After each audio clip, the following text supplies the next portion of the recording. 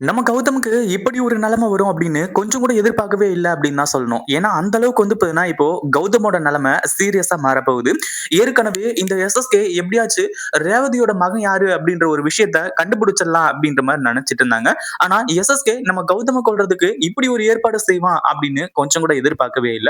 அதுவும் இல்லாம ஏற்கனவே வந்து பார்த்தீங்கன்னா, இப்போ நம்ம கௌதம பத்தி இந்த எஸ்எஸ்கே முழுசா வந்து பார்த்தீங்கன்னா தெரிஞ்சுக்கிறதுக்கு நேரம் வந்தாச்சு அப்படின்னே சொல்லலாம். அதாவது இத்தன நாளா உண்மையிலேயே ரேவதியோட மகன் யாருன்னு சொல்றது தெரியாம இருந்ததுனால தான் ரேவதியே உயிரோட இருந்தாங்க.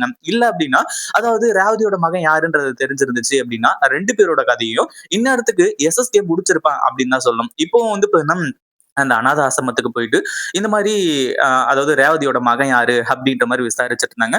ஆனா அந்த இடத்துல உண்மைய சொல்லி, வேற ஏதாச்சும் சொல்லி எஸ்எஸ்கே கேட்டிருந்தா கூட அவரு உண்மைய சொல்லியிருப்பாரு போல. ஆனா ரேவதியையும் அவங்க மகனையும் ஒண்ணு சேர்த்து வைக்க போறேன் அப்டின்ற மாரி வந்து சொல்லிட்டு இருந்ததுனால, அங்க வந்து பார்த்தீங்கன்னா, இப்போ அவரு தெளிவா புரிஞ்சுகிட்டு, கடைசில வந்து பார்த்தீங்கன்னா எஸ்எஸ்கேவ அங்கிருந்து அனுப்பிச்சுட்டாங்க.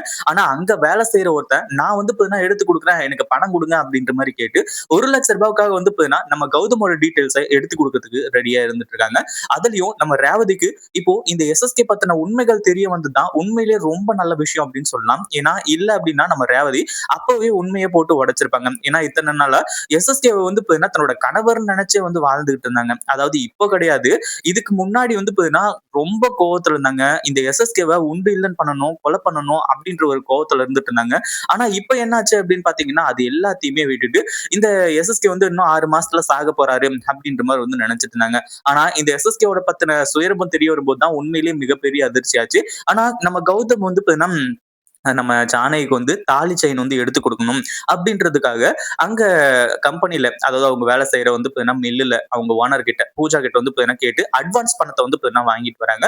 அதுவும் இல்லாம நாளைக்கு வந்து பார்த்தீங்கன்னா ஜானகிக்கு இந்த மாரி அ தா தாலி செயின் வந்து எடுத்து குடுத்துடலாம் அப்படின்ற மாரி வந்து நெனச்சு உட்கார்ந்துட்டு இருந்தாங்க. அதுக்கப்புறம் என்ன ஆச்சு அப்படின்னு பார்த்தீங்கன்னா, அங்கிருந்து நடந்து வந்துட்டு இருக்க வழியில நம்ம கௌதம ஒரு வேன் வந்து பார்த்தீங்கன்னா வந்து இடிச்சு தூக்கி போட்டுருது. உண்மையிலேயே இத கொஞ்சம் கூட எதிர்பார்க்கவே இல்ல. அதுவும் இல்லாம கௌதமுக்கு இப்படி நடக்கும் அப்படின்னு கொஞ்சம் கூட வந்து பார்த்தீங்கன்னா, நம்ம இலக்கியா நெனச்சு கூட பார்த்திருக்க மாட்டாங்க. கடைசியா என்னாச்சு அப்படின்னு பார்த்தீங்கன்னா, கௌதமோட கதை அங்கேயே முடிஞ்சதா அப்படின்னு கேட்டீங்கன்னா, கண்டிப்பா கிடையாது. ஏன்னா, இந்த எஸ்எஸ்கேவோட கதைய முடிக்கிறதுக்காக கௌதம் வந்து பார்த்தீங்கன்னா, வெறியோட காத்துக்கிட்டு இருக்காரு. ஏன்னா, நம்ம ரேவதி கிட்ட தெளிவா கேட்டிருந்தாங்க. அம்மா நீங்க உண்மைய சொல்லுங்க. உங்க உங்கள ஏமாத்திட்டு போனவன் யாருன்னு சொல்லிட்டு வந்து மட்டும் சொல்லுங்க. அவன வந்து பார்த்தீங்கன்னா புடிச்சு இழுத்துட்டு வந்து உங்க கழுத்துல தாலிய கட்ட வைக்கிறேன் அப்படின்ற மாரி வந்து சொல்லிட்டு இருந்தாங்க. ஆனா, அதுக்குள்ள நம்ம கௌதமுக்கு இப்படி ஆயிப்போச்சு. அதுவும் இல்லாம இப்போ நம்ம கௌதம ஹாஸ்பிட்டல்ல கொண்டு போய் சேர்த்துறாங்க.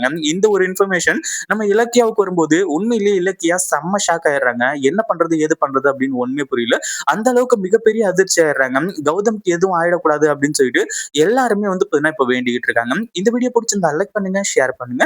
இப்பதான் நம்ம சேனலுக்கு ஃபர்ஸ்ட் டைம் வரீங்க அப்படின்னா கீழ இருக்க சப்ஸ்கிரைப் பட்டன பிரஸ் பண்ணிக்கோங்க.